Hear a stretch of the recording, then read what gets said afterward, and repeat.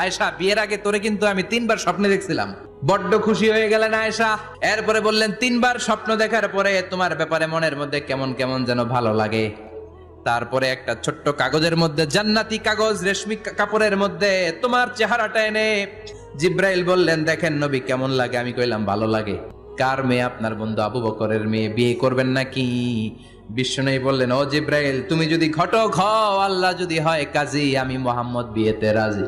বিয়ে হয়ে গেল, কিন্তু ঘরে দামি ফার্নিচার নাই, টাকা পয়সাও তেমন নাই, কিন্তু আছে খালি সুখ। এত ভালোবাসতেন মা আয়েশাকে। মা আয়েশা গ্লাসের যেই জায়গা দিয়ে পানি খেতেন, বিশ্বনবী ওই জায়গায় মুখ লাগিয়ে পানি খেত। মা আয়েশা গোশতকে হাড্ডি ফেলে দিলে বিশ্বনবী ওই হাড্ডিটা নিয়ে চষতে শুরু করে দিত। এক বালতি থেকে পানি নিয়ে দুইজনে গোসল করত। আবার বিশ্বনবীর সাথে সাথে মাঝে মাঝে বায়না ধরতো, মাঝে মাঝে রাগও করত। বিশ্বনবী বলেন, আয়েশা, কখন তুমি রাগ করো, কখন তুমি